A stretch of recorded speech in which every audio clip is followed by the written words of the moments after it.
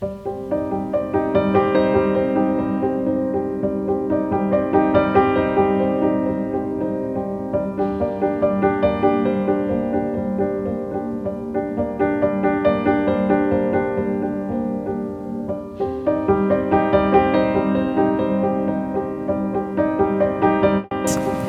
to a glorious sunny day. Cheers. Cheers. Cheers button. Cheers button. Yeah. Oh. Montepulciano. It's lovely. Anyway, I think we've been having a few comments, Steve. People wondering why are we here? How have we found ourselves having a property in Italy, of all places? So, do you want to start? How we ended up being here? Well, the standard question from most Italians is come Italy? Why Italy? And the standard response is non lo so. We don't know. We did have an idea that we wanted somewhere like this, but it was just a matter of finding it. I think really it all started when we did have a little bit of extra money, but we didn't really know what to do. Our dog Button has just gone running off after a cat, so if you hear a loud noise you'll know what it's going to be. So anyway, getting back to our story, if it helps you at all, really, as I say, we had a little money and we thought we would like to buy something somewhere. We've both travelled, and Steve's also lived in other places in the world, and I don't know, for some reason Italy was definitely the destination. And then what did we have to do? Do a little bit of research as to what area of Italy was going to be suitable for us. Well, you phoned me up when I was at work in London and said, I found it, it's Italy. I went, okay, book it. Yeah, but then of course from the Italy bit I found Abruzzo, and when you ask most people in the UK and they say, where's the property? And we say Abruzzo, they go, Abruzzo where? And if I even go the reverse, the name of the village, Repino. Where's Repino? Oh, well, it's actually in Chieti. Oh, where's Chieti? It's in Abruzzo. Yeah. Oh, but where's Abruzzo? It's Italy. Yeah, I mean, in a nutshell, Abruzzo is a very little known place. If you look at most programmes, they seem to misclude, if that's a word, Abruzzo on the map. I think we're quite pleased sometimes they miss out Abruzzo. Yeah, I think what we were looking for, in my mind's eye, was a bit of 1950s, 1960s Italy. You know, I imagined horse and cart going past the driveway, if you like. I wasn't quite ready for the horse and cart going past the driveway. Well, anyway, what Lamborghini tractor then? Yeah, that's probably more like okay. it. Tractor. In fact, we do know a friend of ours who's got a Lamborghini tractor now that you say it. Yeah, he's keeping it for me. He's keeping it. But also the other reason, it was going to be Abruzzo was that, we've got the mountains behind us. We've got the Majella National Park. Steve loves to ski. You can actually get to the ski resorts within half an hour. In front of us we've got the Adriatic Sea, and we can get there, we can go fishing, we can go swimming, we can get in a boat. Eating the seafood there is absolutely fantastic. Yeah, if you go back to the skiing, it's not only good, it's as good as anywhere I've skied in the world, almost. And it's little known, isn't it? It's little known. It's very much a hideaway for the local Italians of Abruzzo. And if you go there at 9 o'clock in the morning, you're skiing on your own. Not only that, the ski pass is half price if you're resident, which we now are, which makes a huge difference from a cost factor. Yeah, and I think really, sort of getting back to the story, sort of how did we end up getting our place, which you now call Brambletye. We actually did the research, found out a little bit of information about buying property in Italy, because that's pretty important. There was one particular piece of information that we really needed to know, and we did know, about the number of people who owned a property. Yeah, I mean, I don't want to go into how to buy a property in Italy. There's plenty of people that tell you how to do that. But I think the big important thing is when buying is finding out who the owner is and how many of them there are. And where they might be in the world. Well, the factor is that these old properties, they're generally owned by the daughters, the sons, the cousins. It's all very tight. And you could have up to 10, 12, 20 owners, no joke. And one of the owners could just own the front door. That's the funny thing about it.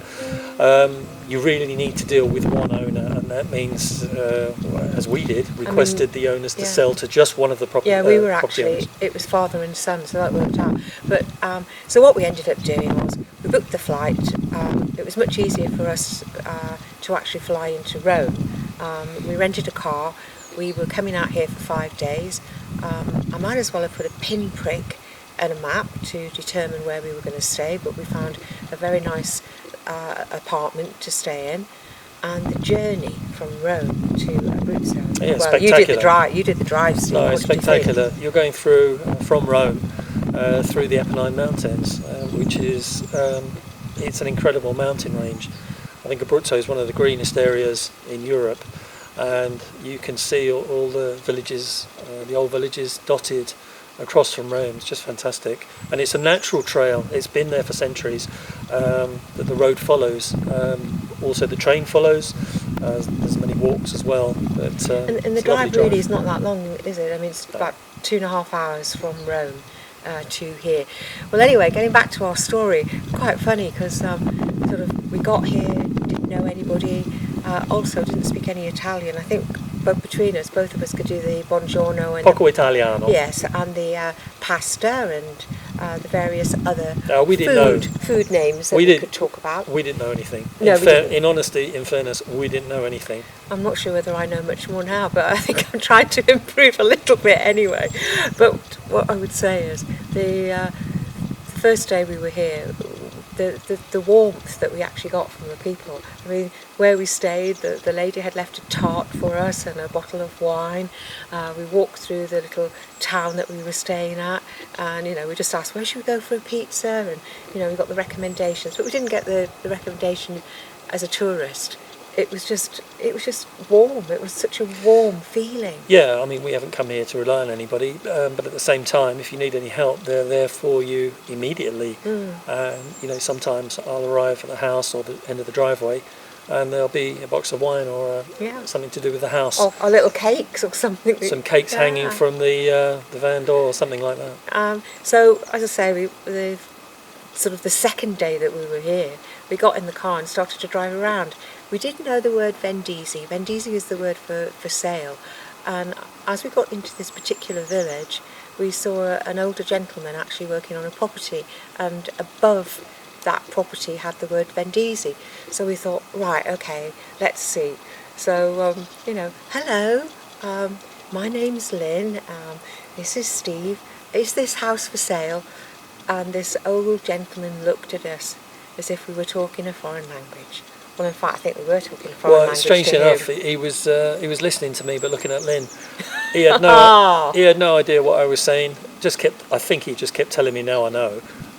He didn't understand the word I was talking about. I probably didn't either. So you did ask him if he spoke some French, because you do speak some French. It doesn't make a great deal of difference. No, it didn't Nobody make any really difference. Wants to no. Listen to French. However, at that point, Steve tried out his French, and that wasn't going anywhere. And then, long time ago at school, I did do some German. So I came out with, ich spreche ein bisschen Deutsch. And all of a sudden, this old gentleman completely opened up, started, talking with sort of so much enthusiasm that he could try and communicate with me. He was actually speaking Swiss German, which is a little bit different, but I could pick up quite a bit from him. The next minute, tools were put down, come with me. We got invited into his home, met his wife, we were having coffee and cake.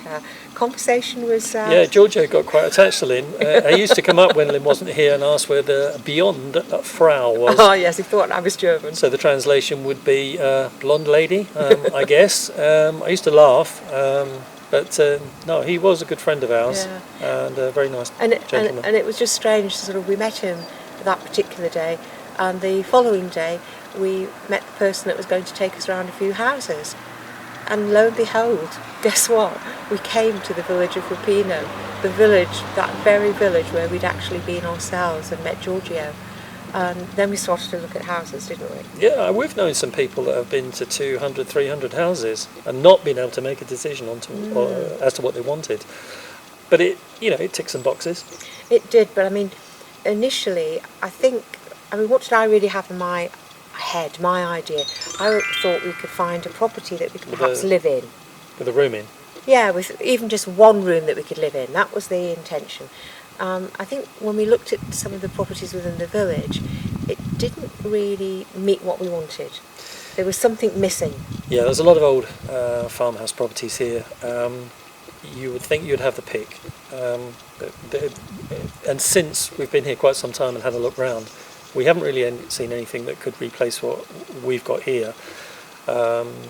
It's quite difficult to get exactly what you want in the right position with any sort of views, with olive trees, and obviously the three most important things, which is water, electrics and waste pipes. Fortunately, we got water, and we have been able to connect into the waste pipe, and we have electricity. Yeah, and we have electricity now connected. So basically, after looking around various properties, this particular one we saw, and we just knew. I mean, it's a strange feeling. I'm sure lots of you probably felt exactly the same way. It's almost like when you walk into a house, you just sense there's something there. And this house for us, well, this farmhouse actually, wasn't it? This farmhouse for us, and the views that we actually have, and the whole thing, it was just like, this is it. But there wasn't the room to live in, was there? It wasn't my room that I thought I was going to live in. That's just a bit of patience. That's a bit of patience. A little bit of work, a few stones. I think so. But really, that's kind of how we found the property. Yeah, I mean, I think overridingly, the position of the property, I mean, I'm Yeah. sitting here, you know, we've got the olive trees behind me, the house in front. I'm looking at the Adriatic in the distance.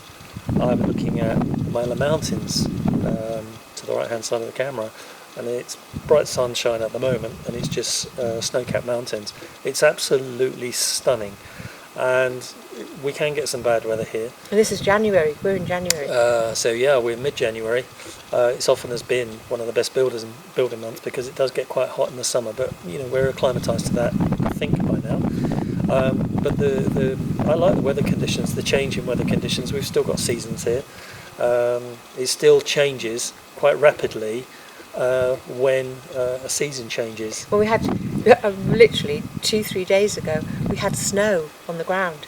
I mean, it was very, very different. I mean, Button loves the snow. Not quite sure where she's wandered off to at the moment, but we'll probably find her in a little while. But really, this is basically just sort of giving you a little introduction as to why we're here in Repino, because that is definitely the favourite question of all of the Italians that we meet that we've not met before. Why have you got a house here? And that's really our answer. But the more that we've been here, the more that we're finding out about the area and the people, and it's just amazing. Yeah, I think the more I've got to know the house, the more I like it as well. Oh gosh, yeah. Just there's things we can do in the future to improve it for the benefit of living here permanently. The things that we're doing now will give us a strong base in which to get a nice house from, and I think that's the important thing, is to get finished so that we can appreciate it properly. But you know, we know we've got a long way to go, but one job at a time. I think that's the important thing. I think so. So hopefully you're going to tune in and hear more sort of little chats like this, as well as seeing Steve doing quite a lot of work, which he's doing. He's done a lot of work so far, but there's a lot more work to sort of come, and he's ready for it. Maybe I should feel those muscles check you out. If we keep the decent Montepulciano wine coming in, work will get done. Did you have glass? So anyway, this is to all of you. Cheers. Cheers. Ah, no, it should be salute. Salute. And you look at the eyes. Salute. Thank you. So if you like what you saw, please subscribe, press that like button and ding that bell. Yeah, it's really important, but it also, we want to make the programmes, and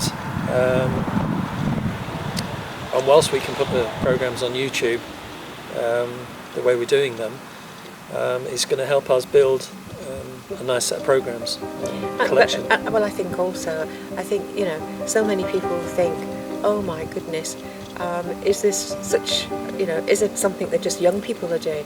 Well, no, we're not in our 20s, but I tell you what, we're pretty strong and we're getting on with it. I'm not far from it. Oh, I forgot, yeah. And I'm blonde, so between us, we're doing okay. Yep. So thank you and see you next time.